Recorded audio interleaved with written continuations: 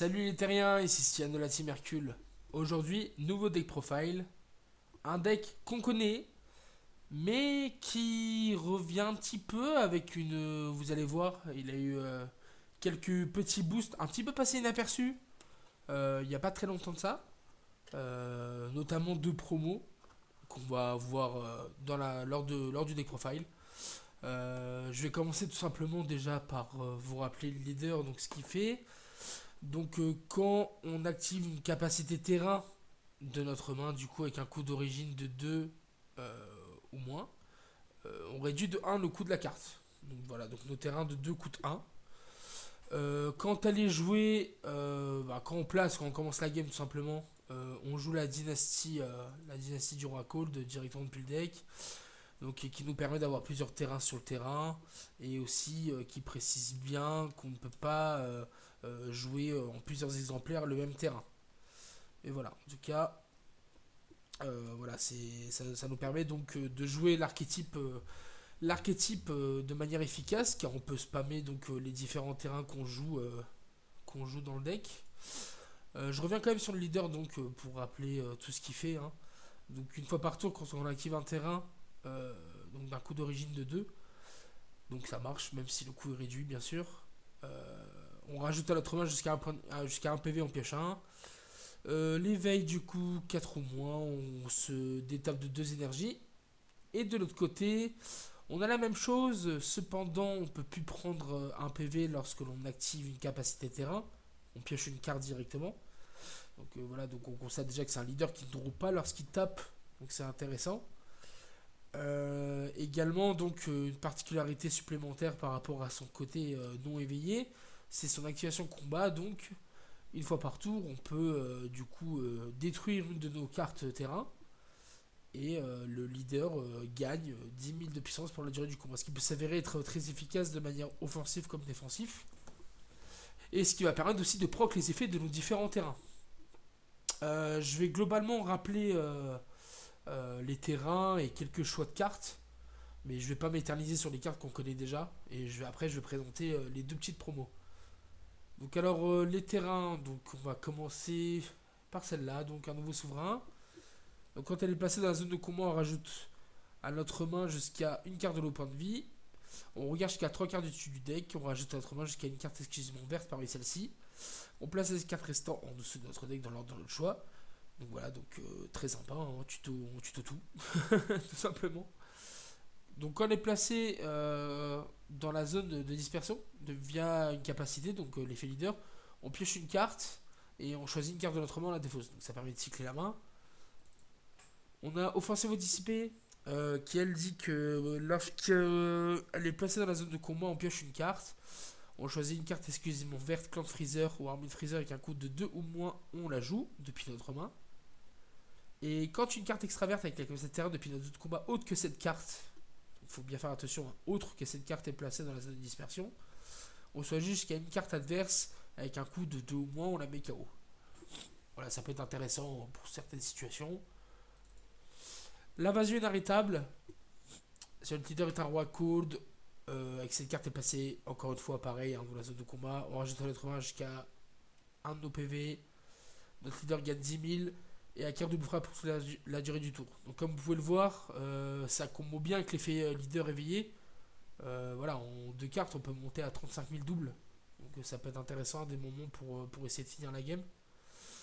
Et quand cette carte du coup est envoyée dans la zone de dispersion via une de capacité, on choisit jusqu'à une carte adverse, unisson, et on retire un marqueur de celui-ci.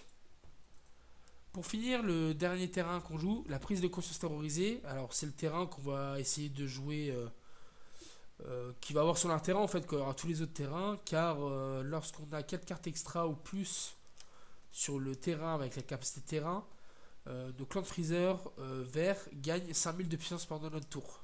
Donc c'est intéressant parce que vous allez voir que du coup des cartes comme par exemple le petit freezer qui joue avec l'unisson, il va pouvoir taper à 15 000. Vous allez voir, je vais le présenter après, hein, le couleur counterplay qui passe à 25. On a pas mal de petites cartes comme ça. Du coup, j'ai oublié de rappeler le deuxième effet. Quand elle est placée dans une zone de combat, on peut prendre un PV et piocher une carte. Donc c'est cool aussi. Voilà, ça permet de faire du CA encore une fois. Maintenant, je vais présenter les cartes clés. Donc l'unisson, c'est votre T2, hein, très clairement. Je vais essayer de carte son plus 1. On prend une carte extra depuis notre main avec un coût de 2 ou moins, on la joue. Voilà, tout simplement, ça nous permet de... Le T2, on le joue lui plus un terrain, c'est magnifique. Son moins 1, votre adversaire donc choisit une de ses cartes de combat avec un coût de 5 ou moins et la met KO. Ça va être intéressant dans certaines situations, mais c'est pas l'effet que vous allez privilégier. Car ce qui nous intéresse, nous, c'est l'activation combat.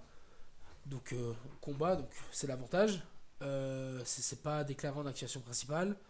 Il gagne 5000 de puissance pour chaque extra avec la capacité de terrain. Et acquiert triple frappe. Donc, comme vous avez, quoi qu'il arrive, la dynastie du roi Cole sur le terrain, il gagne minimum 5000. Donc après, comme vous avez vu, le deck, le principe, ça peut très vite monter à des 30-35 000 triples, rien qu'au moment où vous activez l'activation combat. Après, que vous mettez vos super combos, tout le tralala. Voilà, faut juste faire attention, malheureusement, avec les cartes qui enlèvent les marqueurs durant le tour adverse. Enfin, durant le tour défensif pour l'adversaire. Parce que du coup, bah, ça reset les stats et c'est triste. Mais en tout cas, voilà, on essaye de tuer avec cette carte, généralement, aussi. Bon, le classique, Freezer, Dormant, on connaît. Je vais montrer Berry Blue. Berry Blue, quand elle est jouée, donc on peut la jouer avec le terrain. Hein. C'est une drop 1. Donc on peut la jouer avec le terrain là. Du coup, on regarde jusqu'à cette carte au-dessus d'un deck. On choisit une carte unisson verte. Donc on peut prendre le King Vegeta que j'ai montré juste avant. Ou jusqu'à une carte extra verte avec la capacité terrain. Ça aurait été trop beau sinon. Et on mélange le deck. Et une fois par tour, en activation principale, si notre leader est un roi cold, on peut activer une carte exclusivement verte avec un coût de 2 et la capacité terrain depuis une zone de dispersion. Donc vous voyez, il y a des moments où en fait vous pouvez utiliser l'activation combat du leader, péteindre vos terrains, faire utiliser les effets appropriés donc, qui vont s'activer, activer l'effet de Berry Blue pour rejouer le terrain et reprofiter du coup de tout ce qui est bénéf à avoir plusieurs terrains dans le deck quoi, tout simplement. Le couleur frappe sans effort, très belle carte. J'ai une petite aparté, j'adore cette carte. On espère, elle est magnifique. Donc on la joue, donc la carte de combat jouée, si elle a un coût de 4 ou moins, elle est placée dans la drop directement, donc c'est vraiment cool. Pendant le tour adverse, on réduit son coût de 1 pour chaque carte extra verte, donc terrain ou pas, hein, dans notre zone de combat et de dispersion. Bah, vous avez très bien compris, elle va coûter que 1 la carte, comme il y a la passive verte obligatoire. Et quand cette carte est jouée, si notre adversaire a 8 cartes ou plus dans la main, il choisit une carte de sa main, une carte de sa main, il la défausse. Donc voilà, donc on gère une drop 4 ou moins. Ah oui, d'ailleurs j'ai dit n'importe quoi, j'ai dit qu'elle passe à 25 000, mais non, elle passe à 20 000, elle a que 15 000 en bas stat, heureusement. Ouais, voilà, donc du coup, on gère on empêche la mise en jeu d'une 4 ou moins, et en plus, bah, l'adversaire défausse une carte de sa main, parce que bon, 8 cartes ou plus, tous les decks ont plus de 8 cartes en main maintenant, principalement. Voilà, donc ça c'est fait. Pour l'aspect défensif, suprématie royale, on annule l'attaque, on choisit n'importe quel nombre de cartes de combat adverse dans le total des coûts d'énergie de 3 ou moins, on les met KO. L'avantage de cette carte, c'est que si on a 3 cartes extravertes ou plus avec la capacité de terrain dans notre zone de combat, on peut jouer cette carte depuis notre main sans payer son compte d'énergie et pas qu'une fois par tour. Donc vraiment, il y a des tours où vraiment vous pouvez être full tap, et vous avez Dormant, vous avez suprématie royale, franchement, le deck peut bien se défendre facilement. Sans compter bien sûr les clones meurtriers hein, qui font toujours le café. Super combo classique, Goku Kaioken pour mettre des crits, et vous allez voir que dans le deck on va en mettre pas mal. C'est ce qui est cool dans cette nouvelle version. Bon, je les présente plus, carte indispensable pour vert, j'ai envie de dire heureusement que les deux cartes là existent pour vert même. Parce que déjà que vert c'est pas la meilleure des couleurs actuellement depuis un moment, et si on n'aurait pas ces deux cartes là ça serait terrible. Vraiment. Je vais passer du coup aux promos. Donc je vais commencer par la moins évidente pour le deck, mais bon, la plus évidente pour la couleur, j'ai envie de dire. Ah, ça tombe bien, c'est un couleur en plus, j'ai fait un jeu de mots. Barrière double strike. Quand cette carte attaque, on choisit un des effets suivants. On choisit une battle adverse, on la met KO, ou notre adversaire défausse une carte de sa main. On va privilégier la défausse, parce que vous allez voir que dans le deck, l'adversaire risque de ne pas avoir trop de cartes en main. Si notre leader est vert et qu'on a plus de 3 énergies, on peut la jouer de notre main, donc voilà. Donc barrière double frappe pour 2. Et en limite 1, si on a une Z battle avec un coût de 2 ou plus, on joue dans notre battle area, on peut la remettre en mode action cette carte. Donc ça combo très bien avec le freezer du coup. C'est ultra intéressant. Parce que du coup on va avoir l'effet du freezer qui proc. Donc on connaît tous. Hein, qui a, lors de notre première attaque, on va pouvoir le switcher et retaper avec. C'est vraiment pas mal. Bon la Paragus, je crois que je l'ai déjà dit mais je la présente plus. Donc voilà les deux nouvelles promos. Alors promo prévu pour le deck, promo indirect. King Cold.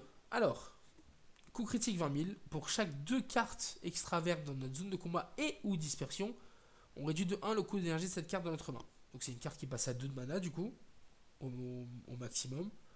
Ce qui va être très facile à faire avec le deck. Une fois par tour, on peut choisir une carte extra terrain verte avec un coût d'énergie de 2 ou moins dans la zone de combat. On la met dans la zone de dispersion. On choisit jusqu'à une carte de combat adverse, on la met KO et on rajoute jusqu'à une carte extra terrain d'un coup de 2 ou moins à notre Z d'énergie. En fait, ce qui est génial avec la promo, c'est qu'ils ont. Parce qu'en fait, comme le deck là a été designé avant la sortie des Z-Deck, bah, c'était problématique de pouvoir jouer avec le Z-Deck. Mais celle-là, elle permet en fait d'utiliser les cartes de terrain pour le Z-Deck. Voilà, donc le Z-Deck, je le montrerai rapidement, très classique. Peut-être présenter juste rapidement la dernière carte qui est sortie dans le deck U7, le starter. C'est une 1-1 bloqueur, les fonds on le fera jamais car on n'a pas de Goku U7 dans le deck. Mais voilà, ça peut être sympa juste d'avoir un petit bloqueur qui peut nous sauver la mise à des moments clés. Notamment vu qu'on joue Dormant, voilà, c'est cool de finir son tour peut-être avec un freezer, de faire un counter-attaque Dormant, puis bloquer. Comme ça on est safe après. Voilà. Voilà, donc du coup le King Cole vraiment pas mal. Et moi la carte que j'aime beaucoup, alors elle va être très simple à expliquer. Elle a coup critique bloqueur 19 000. Le dernier effet on peut pas le faire. Le premier effet on s'en fout. Parce qu'on peut pas le faire non plus. Il n'y a que l'effet là qui est intéressant. Limite 1. S'il y a une extra terrain dans la zone de combat d'un joueur, je cette carte depuis votre main. Donc en gros le deck il a accès à une carte qui a 19 000 pour 1. Coup critique bloqueur. Donc en fait le deck, comme vous voyez, il a bénéficié donc de 2 grosses cartes. 2 grosses cartes, j'entends par là qu'elles ont plus de 15 000 quoi. 2 grosses cartes donc qui peuvent taper en coup critique. Et donc ils vont pas faire du CA à l'adversaire quoi. Ça va vraiment le gêner. D'où l'intérêt encore plus de jouer des Goku Kaioken. Donc là vraiment le but c'est de taper qu'en crit si possible. Et soit de finir avec le roi Vegeta, soit de finir avec la secrète. Parce que du coup, ce qui est intéressant, en plus de jouer de cette secrète, c'est que si l'adversaire est à 4 PV, qu'on l'a défoncé en crit, qu'il n'a pas beaucoup de CA, il va tout faire pour néguer cette carte, parce qu'il n'aura pas assez de force de combo pour le défendre. Et qu'en plus, s'il la gère au tour d'après, après avoir défendu, on va quand même lui enlever un PV. Donc ça veut dire que il se prend la triple frappe derrière. S'il n'a pas de quoi défendre. Donc voilà, donc vraiment... cet ajout est. Alors de base c'était prévu pour l'archétype Vegeta, mais bon, qui est pas très très fort. Même si j'aime bien l'archétype, mais il faut être très honnête, il est pas ouf du tout. Mais voilà, donc l'ajout est vraiment cool et c'est ça que je voulais vous présenter aujourd'hui. Voilà, encore une fois, ça c'est pas un deck où vous allez rafler les premières places du tournoi, mais bon, un deck qui surprend, un deck bien piloté qui fait très mal. Ce que je vous ai mis en site, c'est, je vous laisserai les lire, c'est des cartes qu'on peut rentrer dans le deck. Ça, c'est des cartes de l'archétype, mais que voilà, dans cette version, je ne les trouve pas pertinentes. La C18 que j'ai joué à un moment donné, quand on combo avec elle, en gros, on peut choisir une carte extra de notre main, donc par exemple un deuxième terrain qu'on ne peut pas jouer. On l'envoie dans la drop et la C18 devient une plus 11 000, donc c'est plutôt pas mal. Puis le Zamasu, hein, parce que le Zamasu il va dans l'optique de défausser des cartes, il est facile à mettre avec le freezer charismatique, et tout le tralala quoi. Voilà, bah en tout cas j'espère que la deck pro elle vous a plu. Voilà, je ne suis pas éternisé sur plusieurs cartes comme Masked par exemple, parce que bon voilà on les connaît tous. Hein. C'est un deck qui est assez populaire. C'était surtout voilà, les nouvelles cartes à présenter. Voilà, bah, en tout cas, si vous testez le deck ou si même vous avez des avis, n'hésitez pas à noter tout ça dans les commentaires. N'oubliez pas de vous abonner, d'activer la cloche. On est bientôt aux 300 abonnés. Peut-être même que lorsque la vidéo sortira, on y sera. Je ne sais pas. Mais en tout cas, voilà, je suis très content en tout cas de l'engouement de la chaîne. Voilà, les gens attendent les vidéos chaque dimanche, c'est vraiment cool. Et voilà, et vous pouvez nous faire confiance, ça va durer encore très longtemps. Voilà, donc prenez soin de vous les terriens, et puis à la prochaine. Ciao tout le monde.